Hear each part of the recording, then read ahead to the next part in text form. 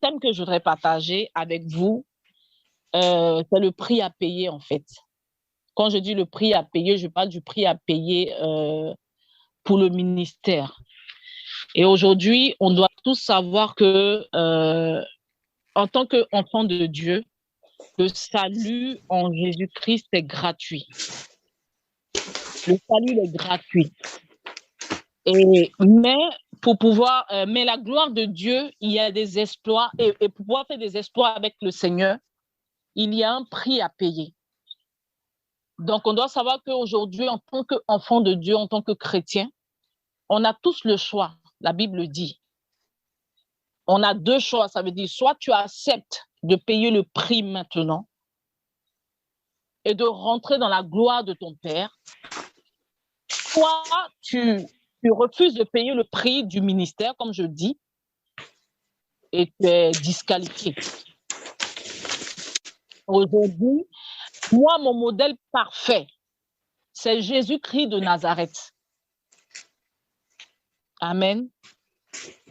Et j'aimerais bien qu'on puisse prendre un passage, juste un verset, Jean 6, verset 38 à 39. Si mon frère, si tu peux lire, s'il te plaît. Bien sûr, ma soeur. Jean 6, verset 38 à 39. Alors, Jean 6, 38 à 39. Que Jésus-Christ sanctifie sa parole. Car je suis descendu du ciel pour faire, non ma volonté, mais la volonté de celui qui m'a envoyé. Or, la volonté de celui qui m'a envoyé, c'est que je ne perde rien de tout ce qu'il m'a donné, mais que je le ressuscite au dernier jour. Amen. Amen. Merci, mon frère, sois béni. La Bible dit que Amen. Jésus dit, il dit, je descends du ciel. Car je suis descendu du ciel. Et on sait que le ciel est le trône de Dieu. Et le trône de Dieu, c'est la gloire de Dieu.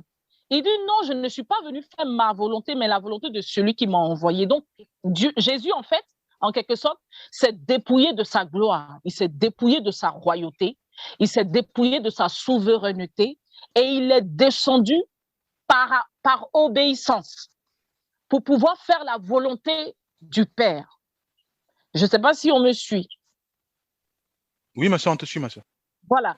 Donc, il dit encore, car je suis descendu du ciel pour faire la volonté, et non ma volonté, la volonté de celui qui m'a envoyé. Or, la volonté de celui qui m'a envoyé, c'est que je ne pède rien. Ce message est un peu fort parce que c'est qu'il ne pède rien, qu'il ne pède aucune brebis. Vous voyez, aujourd'hui, en tant que serviteur de Dieu, en tant qu'enfant de Dieu, quand l'Éternel se révèle à toi, quand tu acceptes Jésus-Christ de Nazareth, tu acceptes le Seigneur pour pouvoir faire sa volonté parfaite.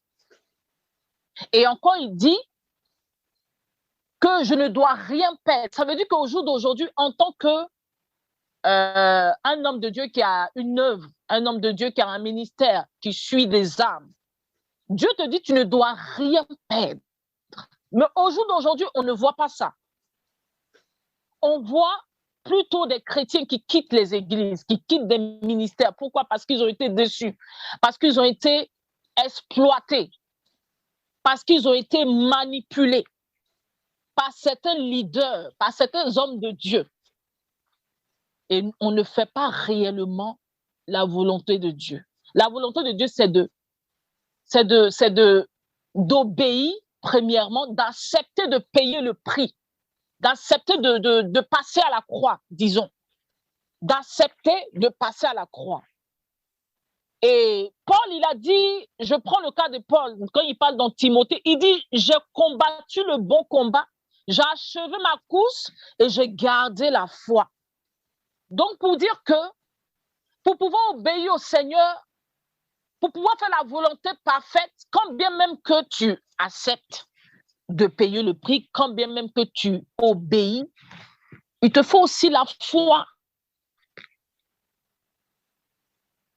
Voilà pourquoi la Bible dit dans 1 Corinthiens, je pense que c'est dans 1 Corinthiens, maintenant, ces trois choses demeurent. La foi, l'espérance, l'amour. Donc, je veux vraiment exhorter chacun de nous. J'aime particulièrement ce verset-là. Je ne sais plus c'est dans quel passage qui dit « Il n'y a pas de plus grand amour que de donner sa vie pour son ami. » Amen. Est-ce que, mon frère, tu peux me trouver Oui, ma sœur. ce Oui, passage-là, s'il te plaît?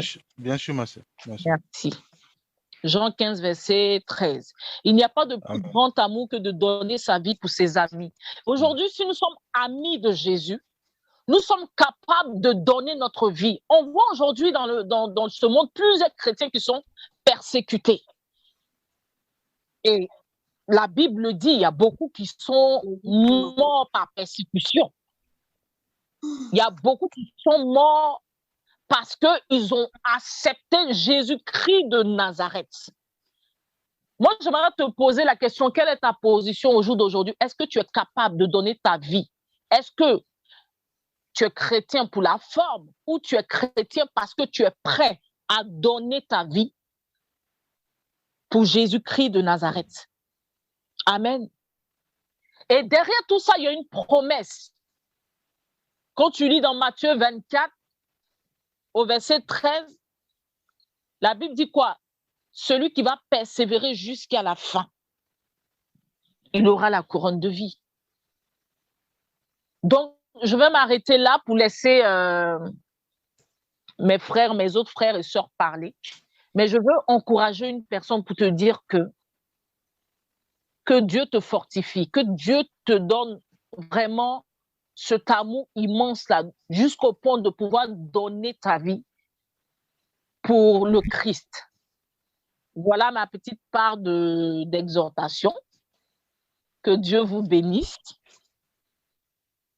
Amen, gloire à Dieu. Gloire à Dieu, vraiment. Ça m'a beaucoup touché, ça m'a beaucoup édifié. Merci, ma sœur, que Dieu te bénisse puissamment. Amen. Amen, amen. Oui, Mélandry, c'est bon pour toi? Oh, ce ne sera pas grand-chose, c'est juste... Oui, il n'y a pas de souci. Hein. Ouais, c'est pour nous encourager mutuellement, quoi. C'est important. Oui, moi, je voulais... j'étais surtout dans le... Je voulais partager un tout petit peu sur l'épître aux Romains. C'est l'épître, le chapitre 8, verset 28. Je vais le lire de 28 à 35. Bon, ça va être long, mais c'est ce que j'avais envie de... Ça m'est apparu ce matin comme ça, j'avais envie de partager. C'est quelque chose qui est connu, mais bon, j'avais envie d'en partager un peu plus encore ce matin avec vous. Amen. Le plan du salut. Bon, moi, j'ai une Bible de Jérusalem. Je ne sais pas si c'est la bonne version. Et nous savons qu'avec ceux qu'il aime, Dieu collabore en tout pour leur bien. Avec ceux qu'il a appelés selon son destin. Car ceux que d'avance il a discernés, il les a aussi prédestinés à reproduire l'image de son Fils, afin qu'il soit l'aîné d'une multitude de frères. Et ceux qu'il a prédestinés, il les a aussi appelés. Ceux qu'il a appelés, il les a aussi justifiés. Ceux qu'il a justifiés, il les a aussi glorifiés. Ça continue dans... que dire après cela? Si Dieu est pour nous, qui sera contre nous? Lui qui n'a même pas épargné son propre Fils, mais l'a livré pour nous tous. Comment avec lui ne nous accordera-t-il pas toute faveur? Qui se fera l'accusateur de ceux que Dieu a élus? C'est Dieu qui justifie. Qui donc condamnera? Le Christ Jésus, c'est lui qui est mort, que dis-je, ressuscité, qui est à la droite de Dieu, qui intercède pour nous, qui nous séparera de l'amour du Christ. Amen. Amen. En fait, c'est comme je disais, j'ai partagé ce passage avec mon fils ce matin pour lui dire que les plans de Dieu, comme on dit, les plans de Dieu sont insondables. Et que, voilà, pour abonder un peu dans le même sens que la sœur tout à l'heure, c'est-à-dire, voilà, il fallait être prêt à faire des sacrifices par moment pour être avec Dieu. Il y avait un moment où il y a un moment où il faut être prêt à donner quelque chose, entre guillemets, à donner une preuve pour qu'on puisse rentrer dans les plans de Dieu. Et que les plans de Dieu sont aussi nos plans. Donc, il ne faut pas de volonté permissive dans notre vie. C'est-à-dire qu'en fait, nous ne devons en aucun moment penser que nous connaissons les choses mieux que Dieu. Parce que Dieu, il sait ce qui est bon pour nous. Dieu, il sait à quel moment il doit intervenir dans notre vie. C'est très difficile de penser de se dire, ouais, je prie, mais je ne sais pas à quel moment il va agir, je ne sais pas à quel moment il va réagir, je ne sais pas à quel moment il va être là pour moi. C'est très difficile d'être dans l'incertitude parce que nous, on n'a pas la maîtrise du temps. C'est Dieu seul qui a la maîtrise du temps. Un an, 1000 ans pour nous, c'est peut-être une seconde pour Dieu et inversement. Donc, en fait, il faut être prêt à tout moment, il faut continuer à être en présence du Seigneur, à tout lui confier, comme nous faisons tous les jours, à tout lui confier, à être capable d'accepter même quand les choses vont mal, que ce ne soit pas nous qui puissions, par exemple, nous venger des actes que nous trouvons malveillants qui sont posés contre nous, qu'il faut laisser le Seigneur justifier chacune des choses qui nous arrivent dans notre vie. Et comme dit le passage qui ne me revient pas à l'esprit, comme on dit, humiliez-vous sous la puissante main de Dieu afin qu'il vous élève au temps convenable. C'est-à-dire qu'en fait, il faut que nous soyons capables vraiment de donner toute notre confiance au Seigneur pour rester dans ses plans. Pas de volonté permissive, c'est pas parce que nous voulons une femme qu'il faut absolument que la femme que nous avons vue là, il nous la faut. Peut-être que c'est la femme que nous voulons, mais peut-être c'est pas la femme que Dieu veut pour nous. Peut-être parce que Dieu sait que cette femme, dans notre vie, elle va peut-être nous conduire dans des choses qui vont nous éloigner de lui. Donc, en fait, ce que je voulais ici, pour résumer tout, c'était de dire, ne soyons pas dans des volontés permissives. Laissons le Seigneur prendre le contrôle de notre vie et nous dire ce qu'il y a de bon pour nous, de nous donner ce qu'il y a de bon pour nous. C'est pas facile à vivre. Moi, le premier, je le sais, je l'ai déjà vécu et je le vis encore. Mais je pense que tout ce que Dieu fait pour ses enfants est bien. C'est que quel que soit ce qu'il choisit pour nous, il y a une raison à cela. Il y a une raison à cela, il y a toujours une raison à cela. Même quand on ne prend pas un coup, parfois ce coup que nous prenons, c'est un coup qui a peut-être un objectif, c'est de nous réveiller. Parce qu'on prend le cas de Pierre qui était en prison, qui avait les mains attachées. Dieu lui a parlé, enfin, l'esprit lui a parlé, il ne comprenait pas. Et à un moment, il était obligé de le frapper pour qu'il se lève. Lève-toi, voilà, mets tes chaussures. Donc, par moment, Dieu va nous frapper, on va avoir très, très mal, mais cette frappe, c'est pour nous sauver la vie. C'est un coup pour nous sauver la vie. Donc, voilà. Donc, faisons confiance à l'Éternel et remettons-lui tout entre ses mains. Et quelle que soit la durée du chemin et quelles que soient les épreuves, faisons-lui confiance. Et le moment venu, lui-même, il nous justifiera. Il mettra ses plans en exécution. Amen. Amen, amen, gloire à Dieu. Gloire à Dieu. C'est puissant ça, gloire à Dieu. Merci mon frère. J'imagine que notre bien-aimé Ethan il était bien béni par rapport à ce message. Gloire à Dieu. Je laisse la parole à mon bien-aimé Gaël. D'accord, amen, amen. Du coup, moi, je voulais prendre sur AG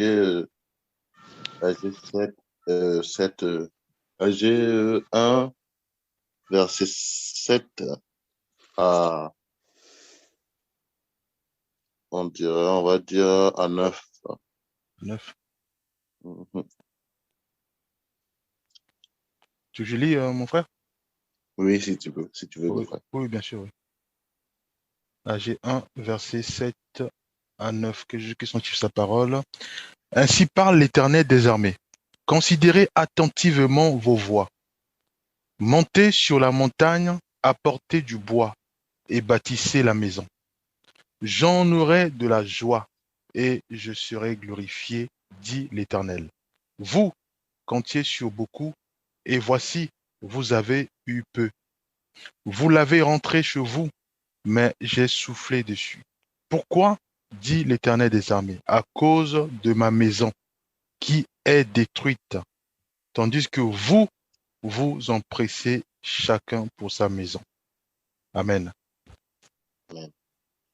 Du coup, moi, j'ai bien compris dans cette parole, c'est qu'en fait, on doit vraiment, en fait, soit des enfants, en fait, à fixer nos cœurs dans la voie, en fait, du Seigneur, à fixer nos têtes, en fait, à fixer vraiment euh, l'objectif à que sur la voie du Seigneur, en fait. Le Seigneur, vraiment, il nous mandate à fixer vraiment nos cœurs envers lui, à monter dans le montagne, sur la montagne, à monter sur la montagne et amener en fait, à apporter du bois. Ce qui veut dire, en fait, c'est que chaque fois tu te mets à genoux pour venir vers le Seigneur, chaque fois, en fait, tu penses à Dieu, chaque fois tu, tu te réveilles, tu pries, chaque fois tu te sens de la détresse, tu te sens mal, tu amènes tout ça, en fait, vers le Seigneur. Il faut vraiment fixer, en fait, il faut que quand tellement tu fixes ton cœur vers le Seigneur, tu dois vraiment tout amener vers lui. Amen. Les bois signifient en fait, c'est un peu, ça divise, parce que vu que la parole du Seigneur, en fait, ça divise à plusieurs parties. Les bois signifient, c'est ce qu'en fait, on crée dans le ciel. Le lien que tu crées dans le ciel, avec Dieu, en fait. C'est ça, les bois. Et le Seigneur, il dit, il sera glorifié. Il sera glorifié. Elle a dit à Yahweh, vous comptisez sur beaucoup. Tu vois, beaucoup de gens, en fait, ils s'emportent, en fait, ils mettent leur pensée à plusieurs choses, alors que la solution, il est là. Fixer ton cœur à Dieu. Il ne faut pas fixer ton cœur à plusieurs choses d'un coup. Parce qu'on a reçu l'appel. On a reçu l'appel aujourd'hui et on voit que tout ce qui est dans ce monde est vanité. C'est des néants. C'est rien. Donc, on doit fixer notre cœur dans le Seigneur. On doit fixer notre cœur, fixer notre pensée dans le Seigneur. C'est la raison pour laquelle le Seigneur a dit, vous m'aimerez avec toutes vos pensées, avec tous vos cœurs. Et voilà, je sais pas, je sais plus c'est le verset, mais le Seigneur a dit vraiment, il faut qu'on l'aime avec tous nos cœurs, avec tous nos pensées. Il y a même pas longtemps, je prenais un exemple pour expliquer à un frère. On disait, il y a un truc chez moi, on appelle Kupali. Kupali, ça veut dire, c'est comme c'est ce genre de truc, c'est un sort d'insecte. Il aime trop attraper ça attrape voilà, les sens, comment? Les sangsues. Donc, ça attrape les chiens des fois et ça colle sur les chiens et ça bouffe leur sang. Et il y a un aussi, ce que je parle, ça s'appelle Kupali. Donc, quand le Kupali t'attrape, lui, il est vraiment, en fait, c'est le frère de l'essentiel. Lui, il est vraiment collé, tellement collé que même si tu cherches à le tirer, il veut même pas sortir. C'est dur à l'enlever, en fait. Du coup, en fait, ce que je disais, c'est qu'on soit comme des enfants, vraiment comme des Kupali. On doit vraiment être comme des gens attachés tellement que rien ne peut pas nous tirer, en fait, de là, en fait. Rien ne peut pas nous, même s'ils cherchent à gratter, il peut pas nous, on doit vraiment fixer nos cœurs comme ça vers le Seigneur, fixer notre cœur, en fait, dans le ciel, fixer vraiment notre cœur, en fait, au point que rien ne peut pas nous enlever. Du coup, voilà. C'est ce que je voulais dire, en fait, sur les rejoindre à la sœur. Amen. Gloire à Dieu. Merci, mon frère. Merci. Amen. Ça, c'est puissant, honnêtement. C'est-à-dire que, effectivement, là, Dieu nous parle, il parle au peuple, parce qu'en fait, le peuple, en fait, était, on va dire, le peuple était avare, hein, c'est-à-dire que le peuple pensait que sur lui, et du coup, ils ont laissé la maison du Seigneur, tous, enfin, comme ça, hein, donc, moisie, donc, eux, en fait, ils construisaient leur maison et autres, et effectivement, c'est puissant, parce que ce que tu dis, en fait, est bien, parce que là, Dieu, en fait, nous demande de s'occuper d'abord de lui, d'avoir nos pensées, comme tu dis, hein, d'avoir nos pensées fixées vers lui, et à ce moment-là, effectivement, Dieu bénit aussi son peuple par la suite. Je laisse la parole, ma sœur Bénédicte, si tu veux compléter. Non, ça va, ça va, ça va. Ça me fait du bien. Oui, effectivement, il y a le bois, il y a vraiment ça, c'est vraiment aussi l'image de la prière, parce que vraiment, Oui, voilà, on monte à la montagne en train de prier, on cherche le Ouais, Seigneur. oui, Non, ouais, mais waouh, je ouais. dis vraiment, c'est que l'Esprit Saint qui inspire. Vraiment, c'est puissant. Donc là, en fait, le Seigneur nous demande simplement de rechercher, de faire d'abord sa volonté, de faire d'abord son son œuvre œuvre. déjà, lui, et puis après. Mm. Mais il y a des conséquences quand je lis la suite. Il dit, j'ai appelé la sécheresse sur le pays, sur les montagnes. Ça veut dire que si on ne Mm. fait pas l'œuvre de Dieu si on ne fait pas notre part concernant le Seigneur, Dieu non plus ne va pas nous bénir aussi. C'est comme ça que je comprends la chose ou je me trompe? Non, mais c'est ça, en fait, c'est ça, ma soeur. C'est Mm. ça, parce qu'en fait, si on s'occupe de nous et que, euh, je crois que c'est même dans je crois que ça doit être si je ne me trompe pas, ça doit être Luc 12, 48. Attends, je vais regarder ça rapidement. Luc 12, 48. Hop, je vais être rapide. Luc 12, 48. 48. Qu'est-ce qu'il est dit? Mais celui qui est. Non, pas ça. Ça doit être donc dans Luc 12, 20. Luc 12, verset 20. Oui. Il dit, mais Dieu lui dit, insensé, cette nuit Voilà. même ton Voilà, c'est ça. âme te sera redemandé. Et ce que tu as préparé, pour qui cela sera-t-il? Voilà. Et si tu vois un peu plus, on fait le précédent, en fait, c'est un monsieur, enfin, on va lire, hein. Voici, on reprend le 18. On dit, Oui, vas-y. Mhm. voici, dit-il, ce que je ferai. Enfin, voilà, on va dire 16. Et il leur dit cette parabole. Les terres d'un homme riche avaient beaucoup à rapporter, et il raisonnait en lui-même, disant, que ferai-je? Car je n'ai pas de place pour serrer ma récolte. Voici, dit-il, ce que je ferai. J'abattrai mes greniers, j'en bâtirai de plus grands, j'y amasserai toute ma récolte et tous mes biens. Et je dirai à mon âme, mon âme, tu as beaucoup de biens en réserve pour plusieurs années, repose-toi, mange, bois et réjouis-toi. Mais Dieu lui dit, insensé, cette nuit, même ton âme te sera redemandée. En fait, donc ça rejoint un peu ce que tu dis, que si tu ne Oui. fais pas d'abord les choses du Seigneur, effectivement, Dieu ne va pas nous bénir. Alors là, le monsieur, il est parti plus loin. Donc lui, il a vraiment amassé. Il a vraiment amassé. Et pour lui, donc, Pour lui. lui, Dieu, en fait, dans sa tête, il n'y en avait Wow. pas, en fait. Donc, lui, c'est lui-même. Donc, il est avare, quoi. Lui, c'est lui. Donc, il amasse des trésors, il fait tout. Donc, il a battu, il dit, d'accord, bon, avec ça, alors je vivrai longtemps, je serai tout seul. Et là, le Seigneur va lui dire, voilà, ton âme sera réclamée. Donc, ça rejoint vraiment le message de notre bien-aimé Gaël, qui est très puissant, très, très puissant, parce que là, vraiment, le Seigneur nous montre, nous dit simplement que nous devons d'abord faire son œuvre. Parce qu'en fait, nous tous, on n'est que des brebis. Donc, l'œuvre, Mhm. voilà, faire son œuvre. Et une fois que son œuvre est faite, et à ce moment-là, lui nous bénit. Donc, pour ce cas d'Agé, donc c'était un peuple qui, je crois quand ils sont revenus en fait de l'esclavage, enfin de l'autre là, donc du coup, ils commençaient Mhm. à construire leur maison, mais ils laissaient la maison du Seigneur. Et là, maintenant, Dieu, il dit, parfois, il soufflait le vent pour détruire leur maison. Donc l'idée, c'était juste pour leur montrer qu'il faut d'abord mettre la priorité, donc reconstruire la maison du Seigneur. Donc, comme Mhm. Gaël, donc avoir vraiment le regard fixé vers le Seigneur, avoir toutes nos pensées, vraiment tout notre être orienté vers le Seigneur. Et à ce moment-là, Dieu nous bénit puissamment. Parce que Amen. Amen. Amen. J'aimerais rajouter un petit truc, s'il vous plaît.